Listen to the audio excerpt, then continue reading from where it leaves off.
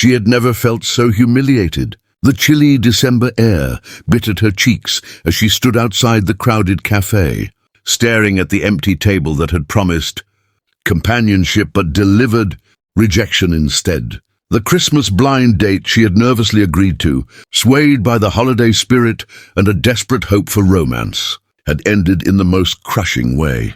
He had smiled, offered a lukewarm handshake, and then said, "I don't think this is going to work," as if her very existence was a minor inconvenience. And then he left.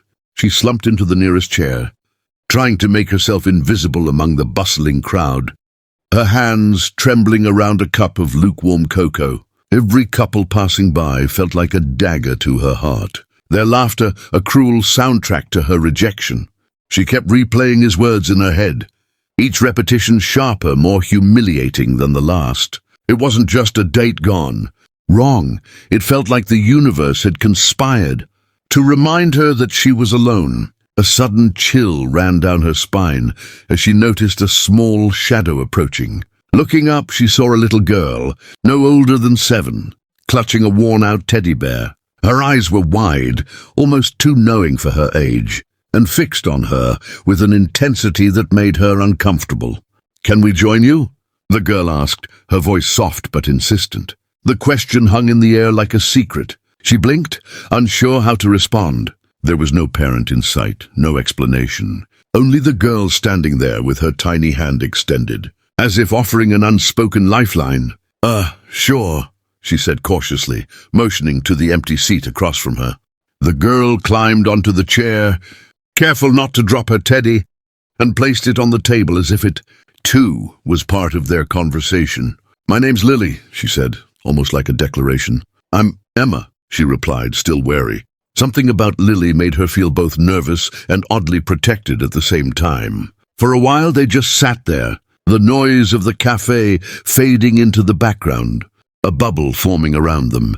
Then Lily leaned forward, her eyes gleaming with a mischievous spark. "I know why you're sad." Emma froze. How could this tiny girl possibly know? "You were supposed to be on a date, weren't you?" Lily continued. "The boy left you?" Her voice was gentle, but there was an edge to it, a certainty that made Emma shiver. "Yes," she admitted, her voice barely above a whisper. Lily's expression softened. "He doesn't deserve you." Emma's chest tightened. There was something about the way the girl said it, something almost prophetic, that made her wonder if she was speaking to a child or something else entirely. The cafe door swung open, and a gust of icy wind brought with it the faint scent of pine and smoke. Lily tensed, glancing toward the entrance, then back at Emma. "He's coming back," she said matter-of-factly. Emma laughed nervously. "Who's coming back?" "That boy." He made a mistake. Emma's heart skipped. How do you know?" Lily shrugged, a small smile tugging at her lips. "I just know. Sometimes people don't realize what they have until it's almost too late." The next few minutes passed in silence, punctuated by the murmur of other patrons. Then the cafe door opened again, and a man stepped inside. His gaze swept the room until it landed on Emma. Her stomach dropped. It was him, the one who had rejected her so cruelly. He froze when he saw her, and then, surprisingly, his eyes filled with something she hadn't expected, regret. He started toward her, but then Lily's small hand shot out, stopping him in his tracks. "You're too late," she said, her tone sharp, almost commanding. Emma looked at Lily, confused and slightly terrified. The girl had an authority in her voice that made the man hesitate, his confidence draining away.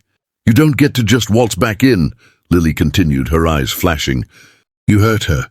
That's not how it works." The man opened his mouth, stammered, then closed it again. He looked like a deer caught in headlights. Emma realized she didn't feel fear, she felt power. And it was coming from this tiny girl. "It's okay, Lily," she said softly. "I don't need him." Lily's expression softened. "Good," she said, as if that word carried the weight of 1,000 tiny victories. Then she leaned in and whispered, "Do you want to see something?" Emma nodded, curiosity piqued despite herself.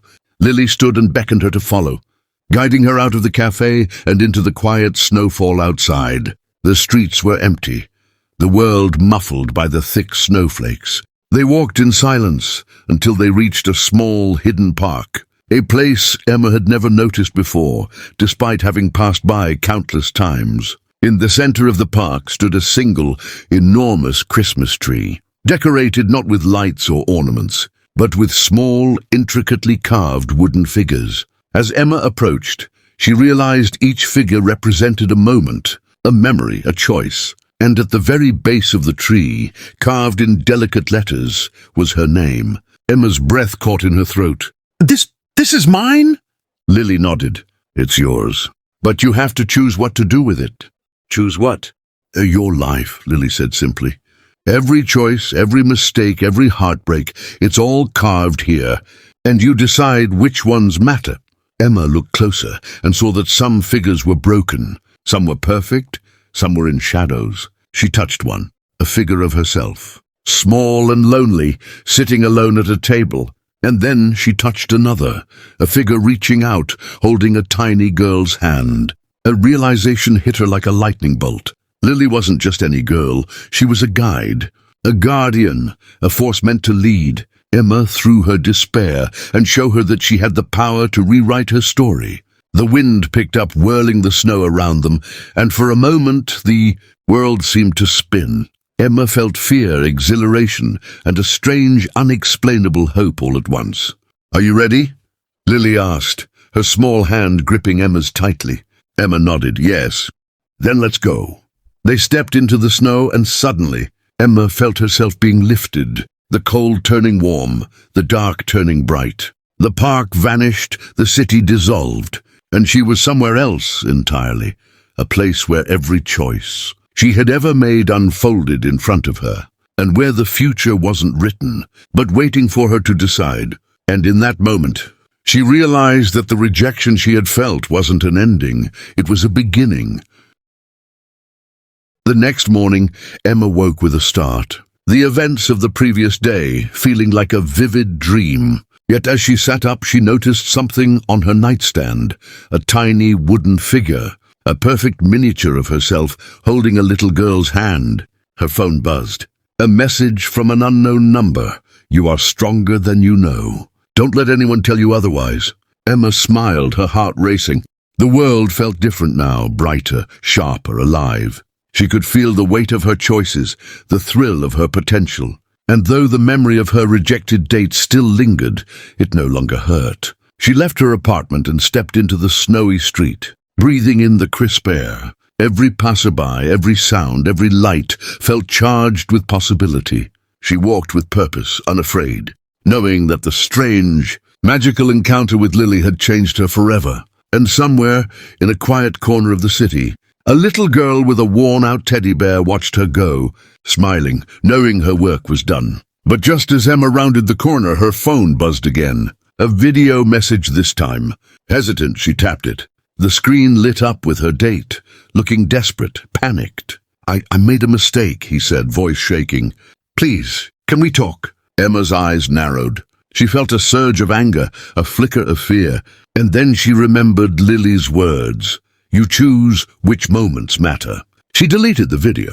Snow swirled around her, lights danced in the frosty air, and she walked on, free, unburdened, ready to claim the life she had been meant to live. And somewhere far away, Lily held out her tiny hand, waiting for the next soul in need of guidance, a small savior in a world too often blind to its own magic. The world was vast, unpredictable, and often cruel.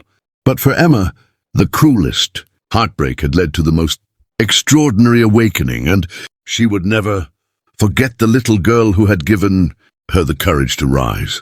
The city seemed to hum with possibility, each light flickering with the promise of tomorrow. And as Emma disappeared into the crowd, the wooden figure of herself and Lily glowed faintly, a reminder that the magic of choice, hope, and bravery was never truly gone. The story was just beginning. Emma stepped into the crisp morning air, the city blanketed in a delicate layer of snow. Her heart still raced from the encounter with Lily, the little girl who had somehow seen through her despair and shown her a path she hadn't known existed. But the city felt different now, alive in ways it hadn't before. every sound and shadow tinged with possibility. She felt the pulse of life beneath her feet, and with each step, a strange mixture of fear and exhilaration coursed through her veins. Her phone buzzed suddenly, startling her. She glanced down to see a message from an unknown number. "Not everything is as it seems. You're being watched." Her fingers trembled. Was it a prank? Or was it connected to the strange, magical events of the previous day? Emma's stomach twisted. She remembered Lily's piercing gaze, the certainty in her voice, and a shiver ran down her spine. The world had shifted, and she was no longer entirely sure what was real. Emma quickened her pace, trying to shake the growing unease. She reached her favorite quiet park, the one where she often came to think, but it looked different now. The paths were covered in thick snow, the benches shrouded in frost, and in the center stood a lone figure, a man in a dark coat, face obscured by a scarf and hat. His presence made the air feel heavy. Emma froze. Something about him felt wrong. The sense of being watched tightened around her like a noose. She wanted to turn and run, but curiosity rooted her to the spot. The man took a slow, deliberate step forward, then another, until he stopped a few feet away. His voice was low, almost a whisper, yet it carried an unnerving weight. "You shouldn't have come here," he said. Emma's heart thumped painfully in her chest. "Who are you?" The man lifted his head slightly, revealing a glint of familiarity in his eyes. "You don't remember me, but I remember you. And I remember the promise you made. The one you think is gone." Her mind raced. What promise? She didn't understand. The chill in the air deepened, and snowflakes swirled around them, seeming to form strange shapes, symbols she didn't recognize but somehow understood instinctively. Before she could respond, the man vanished. One moment he was there, the next, nothing but footprints in the snow and the echo of his words. Emma's pulse surged as the wind picked up, carrying a whisper. "Choose wisely. Emma, time is not on your side." Panic threatened to overtake her, but she steadied herself. Lily's voice echoed in her memory. "You decide which moments matter." She understood now. This wasn't random. Something or someone was testing her, pushing her toward a choice that would define her future. Emma scanned the park, her eyes catching the faint glow of a small figure by the old fountain. Heart leaping, she ran toward it, and there stood Lily, holding her teddy bear and smiling knowingly. "I knew you'd come," Lily said. "It's not over yet, but you're ready." Emma felt a mix of fear, anger, and excitement. Whatever awaited her next, she realized she wasn't alone. Lily was there, a guide through the shadows, and for the first time in her life, Emma felt ready to confront whatever secrets, dangers, and magic this world had in store for her. Snow continued to fall, soft yet relentless, and Emma understood that life, much like the snow, could cover everything and yet reveal the most unexpected paths. And as the wind whispered promises she couldn't yet comprehend, she held Lily's hand tightly, stepping forward into the unknown with courage she hadn't known she possessed.